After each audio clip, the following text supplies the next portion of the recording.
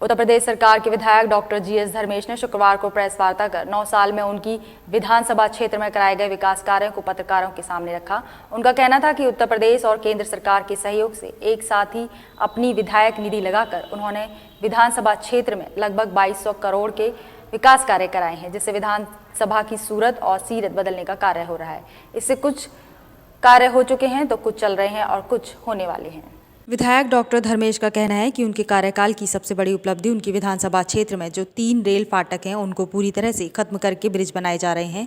रुई की मंडी रेलवे फाटक को खत्म करने के लिए डीपीआर तैयार हो चुकी थी, लेकिन पीएम नरेंद्र मोदी के महत्वाकांक्षी योजना गति शक्ति के तहत दोबारा से इसके लिए डीपीआर तैयार कराई गई है। अब इस डीपीआर के अंतर्गत एक नहीं बल्कि 3 रेल फाटकों को खत्म कर वहां ब्रिज बनाने की कवायद शुरू होगी। इस कार्य को अमली जामा पहनाने के लिए कार्य तेजी के साथ चल रहा है।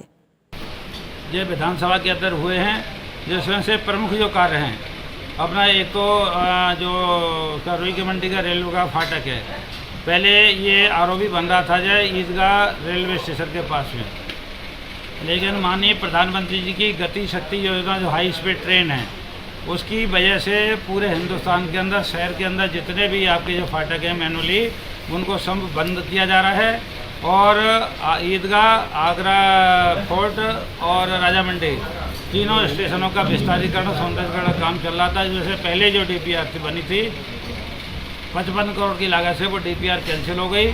अब लगभग 125 करोड़ की लागत से ये जो है रुई की मंडी, अर्जुन नगर और आपका ये नगला छुआ, ये तीनों फाटक ये बंद हो रहे हैं। अंडरग्राउंड बनेगा नगला छुआ पे और 125 करोड़ की लागत से एक आरओबी वहाँ पे जो बन रहा है। ये मेरी विधानसभा का प्रमुख कार्य है, जिसमें मैंने 4 साल से मेहनत करके माननीय मुख्यमंत्री के माध्यम से ये कार्य शुरू कर। विधायक डॉक्टर जीएस धर्मेश का कहना था कि उनके क्षेत्र में 1 डिग्री कॉलेज का निर्माण कार्य कराया जाना है, उसका शिलान्यास हो गया है और धीरे धीरे इस योजना को अमली जामा पहनाया जा रहा है। इस डिग्री कॉलेज के निर्माण हो जाने के बाद छात्र छात्राओं को कॉलेज में पढ़ने के लिए दूर दराज नहीं जाना होगा। इतना ही नहीं, नदीपुरा से लेकर अजीत नगर गेट तक जलभराव की समस्या को समाप्त करने के लिए भी उन्होंने महत्वपूर्ण कदम उठाए हैं।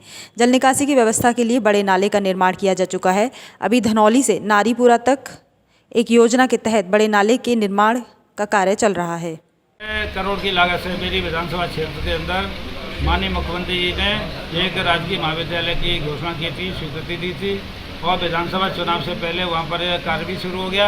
अब जो शेष कार्य बचा है वो भी शुरू होने जा रहा है। 12 करोड़ की लागत से मधुनगा चौराहे से लेकर के आपका शहमरी ताल तक सीमेंट कंक्रीट की रोड जो बनाई है।